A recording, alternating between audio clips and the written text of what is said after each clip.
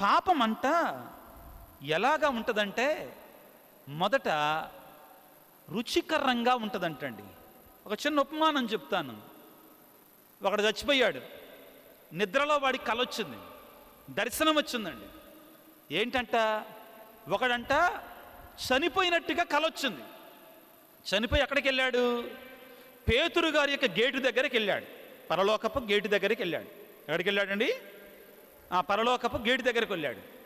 వెళ్ళిన తర్వాత పేతురు గారు అతను చేసిన మంచి కార్యాలు చెడు కార్యాలు అన్నీ చూసి, అయ్యా నువ్వు చేసిన తప్పులు నువ్వు చేసిన మంచి కార్యాలు సమానంగా ఉన్నాయి. ఎలా ఉన్నాయి? సమానంగా ఉన్నాయి. కాబట్టి నీకు ఒక అవకాశం ఇస్తున్నా. ఏం చేస్తున్నా? అవకాశం ఇస్తున్నా.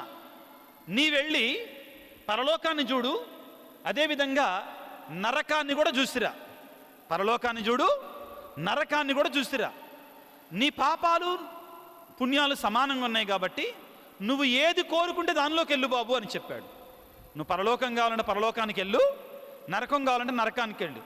నీకొక్కడికి మాత్రమే ఈ అవకాశం. ఎందుకంటే పాపాలు పుణ్యాలు ఎలాగున్నాయి? సమానంగా ఉన్నాయి. ఇతను ఫస్ట్ పరలోకంలోకి వెళ్ళారు, అంతా చూశాడు. చూసిన తర్వాత ఇప్పుడు నరకం చూసి వస్తానండి అన్నాడు. ఏం చూసి వస్తాడంట? నరకం చూసి వస్తానండి అన్నాడండి. అక్కడికి వెళ్ళి పేతురు గారి దగ్గరికి వచ్చి చేతులు కట్టుకున్నా, బాబు ఎక్కడికి వెళ్ళటానికి డిసైడ్ అయ్యావు అని చెప్తే, నేను నరకానికి వెళ్తా దేవుడు అన్నాడంటండి. ఎక్కడికి వెళ్తానన్నాడు? నరకానికే వెళతా దేవుడు అన్నాడు. బాబు నీకుంది ఒకటే అవకాశం, జాగ్రత్తగా ఆలోచించుకో. దేవుడు నీకు మంచి అవకాశాన్ని ఇచ్చాడు. ఒక్కసారి నువ్వు నరకానికి వెళ్ళినా మోక్షానికి వెళ్ళినా కానీ మారే అవకాశం లేదో. నువ్వు మోక్షానికి వెళితే మోక్షంలోనే కలంతకాలం, నరకానికి వెళితే నరకములోనే కలంతకాలం అని చెప్పాడు పిల్లారా. అయితే ఇతను అన్నాడు, లేదు లేదండి నేను నరకానికే వెళ్తానండి అన్నాడు. సరే బాబు నువ్వు కోరుకున్నటువంటిది నీకు ఇచ్చేస్తున్నా బాబు, నువ్వు నరకానికి వెళ్తుగాని అన్నాడు. ఇంతకీ నువ్వు మోక్షం ఎందుకు వద్దంటున్నావు, నరకం ఎందుకు కావాలంటున్నావు అంటే, ఏమి లేదయ్యా, మోక్షంలో అందరూ తెల్లటి బట్టలు వేసుకున్నారు. ఏమేసుకున్నారంట? అందరూ తెల్లటి బట్టలే. దేవదూతలు అందరూ తెల్లగా కనబడుతున్నారు, పునీతులందరూ తెల్లగానే ఉన్నారు. ఈ మాట మనం దర్శన గ్రంథం 7వ అధ్యాయంలో చదువుకుంటామండి. పునీతులు ఎలాగా ఉంటారు, నేను చెప్పే మాటలు కాదండి, వాక్యంలో ఉన్న మాటలే చెప్తున్నా. పునీతులందరూ తెల్ల బట్టలే వేసుకున్నారయ్యా. అక్కడ ఏం లేదు, అందరూ పొద్దాకులు స్తుతి స్తుతి స్తుతి స్తుతి స్తుతి అని దేవుని స్తుతిస్తున్నారు, ఇంకేం లేదన్నాడు. సరే మరి నరకానికి ఎందుకు వెళ్దాం అనుకుంటున్నావు అంటే, నరకంలో డీజే సౌండ్లు ఉన్నాయి. ఏ సౌండ్లు ఉన్నాయంటండి? డీజే పాటలు ఉన్నాయంటండి. నరకంలో వినోదాలు ఉన్నాయి. నరకంలో ఏమున్నాయంట? వినోదాలు ఉన్నాయి. నరకంలో ఫుల్లుగా పోస్తున్నారు. నరకంలో ఏం చేస్తున్నారంట? ఫుల్లుగా పోస్తున్నారు. నరకంలో రంభా ఊర్వశి మేనకి నాట్యం ఆడుతున్నారు. ఏం చేస్తున్నారంట? నాట్యం ఆడుతున్నారట. పేతురు అన్నాడు, ఒరే దాన్ని నమ్మమాకురా, అది మోసం రా, అది సాతానుడు నీకు చూపించే మాయ, సాతానుడు నీకు చూపించేటువంటి మాయరా అనేసరికి, లేదు లేదు నరకం బాగుంది, నేను అక్కడికే వెళతా, అక్కడ బాగుంది, నేను అక్కడికే వెళతాను అనేసరికి, ఆలోచించుకోబ్బాయ్, ఒక్కసారి నువ్వు వెళితే మళ్ళీ మోక్షానికి వచ్చే అవకాశం లేదు, కలంతకాలం అక్కడ ఉండటమే అన్నాడు. అయినా నేను వెళతానయ్యా, అక్కడ బాగుంది, కళ్ళకి బాగా ఉంది, వినడానికి బాగా ఉంది, అన్నిటికీ ఒంటికి బాగా ఉంది, అక్కడికి వెళతానన్నాడు. వెళ్ళాడు. ఒకరోజు అయిపోయింది. ఆ ఫస్ట్ రోజు కొంచెంత వేడిగా ఉంది. వేడిగా ఉండేసరికి అతను అనుకున్నాడు, మా గుంటూరులో ఎండాకాలం కొంచెం వేడిగానే ఉంటుందిగా, ఇది ఎండాకాలం అనుకుంటా నరకంలో అనుకున్నాడు కొద్దిగా వేడిగా ఉంటే. రెండవ రోజున ఆ వేడి డబల్ అయింది ప్రియులారా, మామూలుగా లేదండి. వీడికి చర్మం పొట్లు పొట్లుగా ఓడతా ఉంది, చర్మం పొట్లు పొట్లుగా ఓడతా ఉంది. ఏకాఏకిగా వీడు లూసిఫర్ దగ్గరికి వెళ్ళాడు. ఎవరి దగ్గరికి వెళ్ళాడండి? లూసిఫర్ ఎవరు? లూసిఫర్ ఎవరు? మన ఫ్రెండు. ఎవడండి వాడు? మన ఫ్రెండు, సైతానులకు పెద్ద సైతానుడు. లూసిఫర్ దగ్గరికి వెళ్ళి, నరకానికి అధిపతి దగ్గరికి వెళ్ళి, లూసిఫర్ గారు మీరు మోసం చేస్తున్నారు అన్నాడు. ఒరే, మా పనే అదిరా, సైతాను పని ఏంటి? మోసం చేయటమేరా. నువ్వు మోసపోయావు, నన్నేం చేయమంటావు? నువ్వు తెలుసుకోవాలి కదా, మేము సైతానులం, మేము పాడుపడినటువంటి వాళ్ళం, మాదంతా మాయ, మాదంతా మాయ. ఇప్పుడే ఉంది, ముందుండి ముసళ్ళ పండగ అన్నాడు. అంతలోకే ఈ నరకంలోకి వచ్చినటువంటి వాడి యొక్క కళ్ళ ముందు ఉన్న మాయను తొలగించాడండి, మాయను తీసివేశాడు. ఇంకేముంది, ఘనఘన మండుచున్నటువంటి అగ్ని గుండం ప్రియులారా. ఆ అగ్నిగుండంలో నుంచి పేతురు గారికి మొరపెడుతున్నాడు, అయ్యా నువ్వు చెప్పినా నేను వినలేదయ్యా, నన్ను క్షమించయ్యా, నా పాపాల కొరకై నేను ప్రాయశ్చిత్తపడి నువ్వు నాకు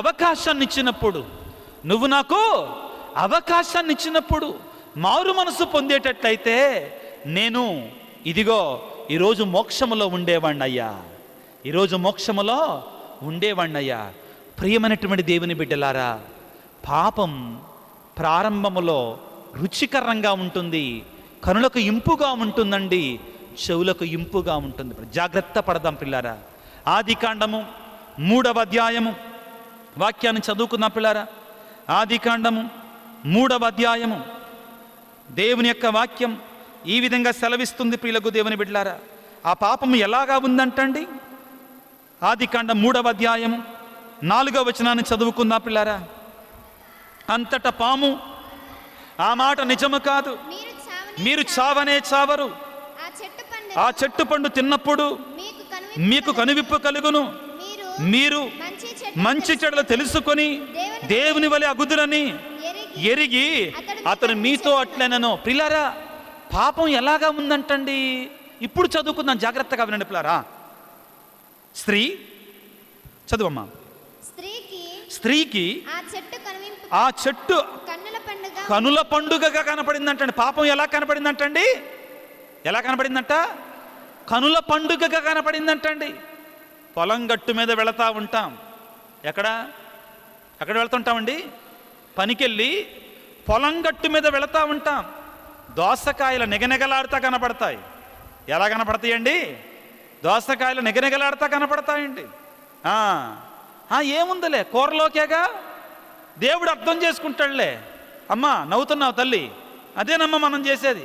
పాపం అలానే ఆకర్షిస్తుందండి. పాపం అలాగనే ఎలాగుందట, ఆ చెట్టు పండు ఎలాగుందట, కనులకు పండుగగా ఉండెను, ఆ పండు తినుటకు రుచికరముగా ఉండెనని తోచెను. ఆ పండు వలన తెలివితేటలు కలిగిన ఎంత బాగుండునో కదా. పాపం అండి మనల్ని ఆకర్షిస్తుందండి. జాగ్రత్త వహించుదాం బిడ్డలారా.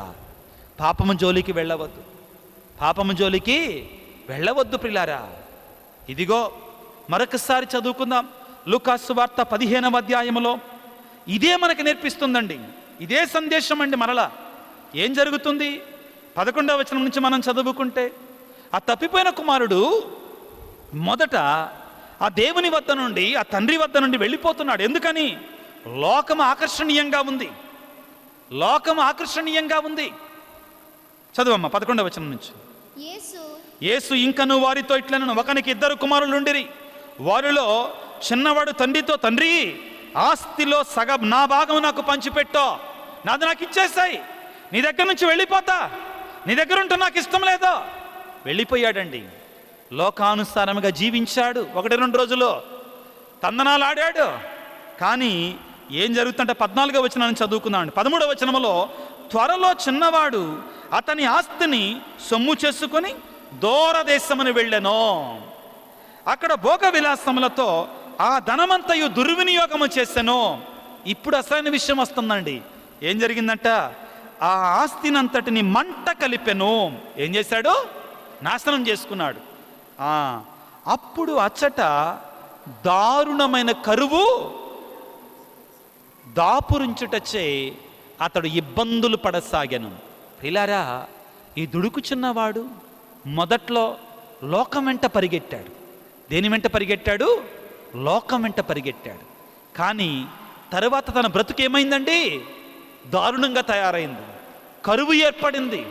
భయంకరమైన స్థితిలోనికి వెళ్ళిపోయాడు. ప్రియమైన బిడ్డ, నువ్వు అనుకుంటున్నావా ఏం కాటలేదుగా, ఏముందులే అనుకుంటున్నావా? ఎప్పుడైతే పాపం ఉంటుందో అక్కడ భయం బయలుదేరుతుంది మనలో తెలియకుండానే. పాపం ఉన్నా కూడా భయం బయలుదేరుతుంది. పిల్లారా, జాగ్రత్తగా ఉండండి. మరలా ఒకసారి ఆదికాండం 3వ అధ్యాయానికి వెళదాం పిల్లారా.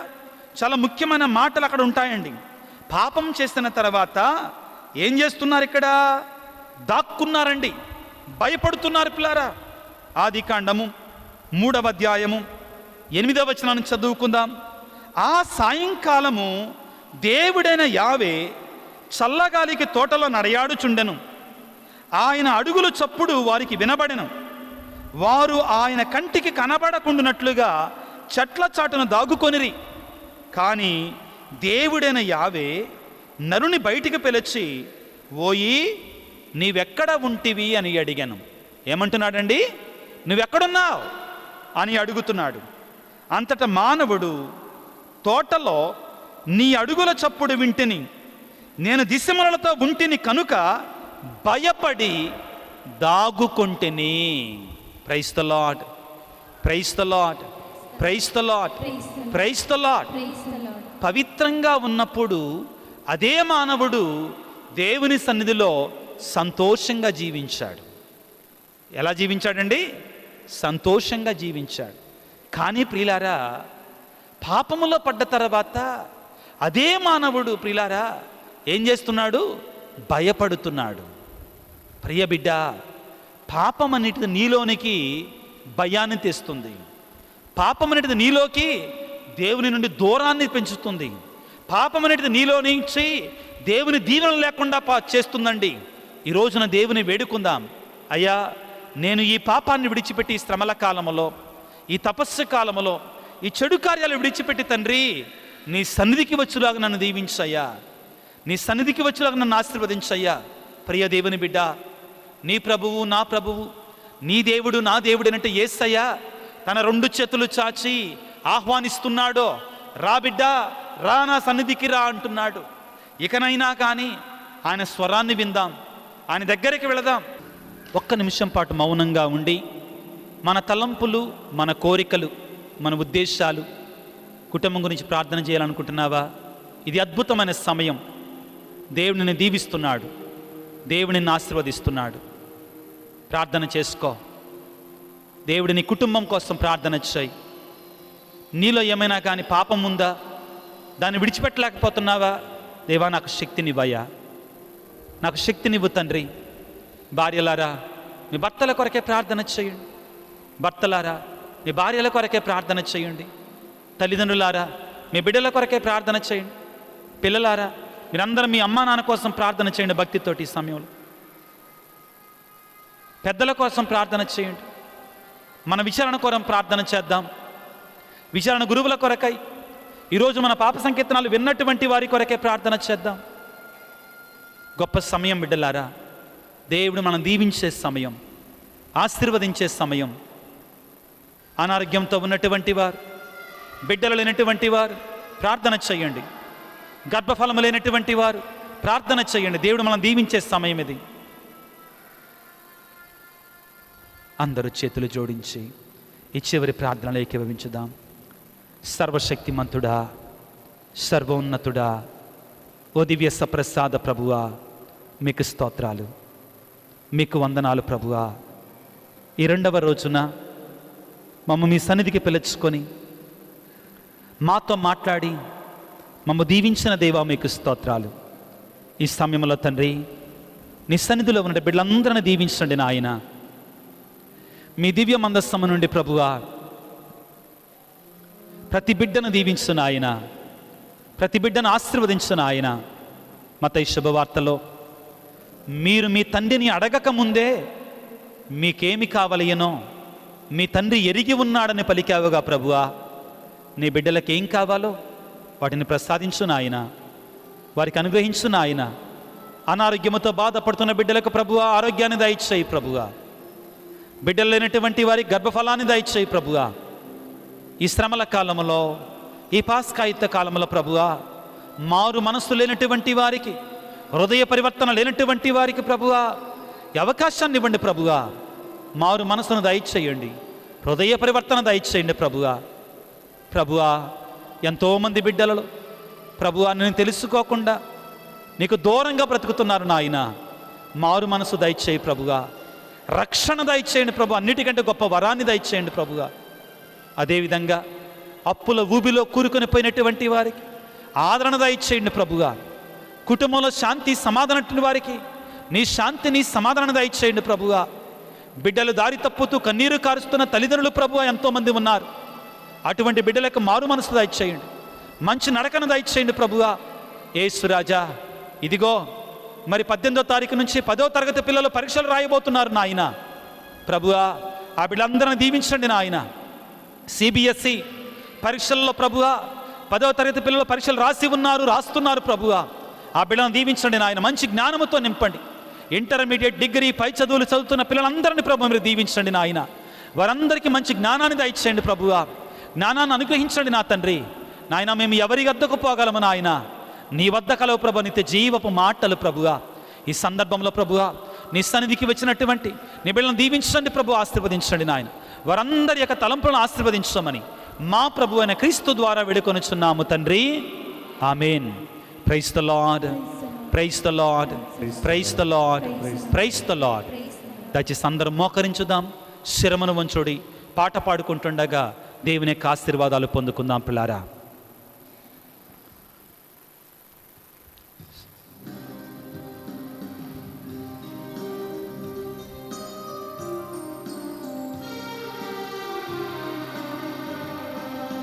శిరమును వంచుడి వినయముతోడ నీ మాయాద్భుత వరవాయినికి. శిరమును వంచుడి వినయముతోడ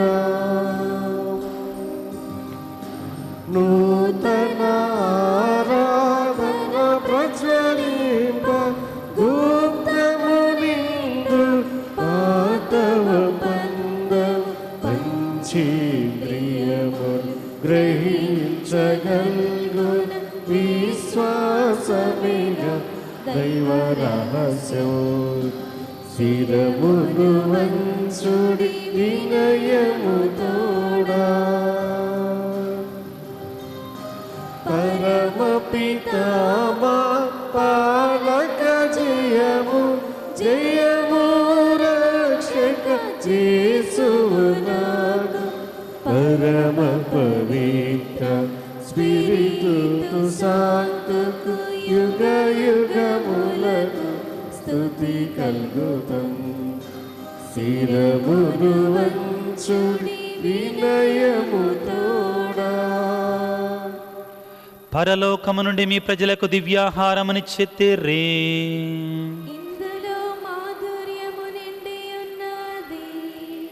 ప్రార్థించుదము. ఓ సర్వేశ్వర, ఈ అద్భుత దేవ ద్రవ్యానుమానము ద్వారా మీ పాటల జ్ఞాపక చిహ్నమును మాకు సంగచెత్తగించితిర్రే. మీ దివ్య శరీర రక్తముల పరమ రహస్యములను మేము భక్తి శ్రద్ధలతో పూజింపను. మీ రక్షణ ఫలితను నిరంతరము చవి చూడను.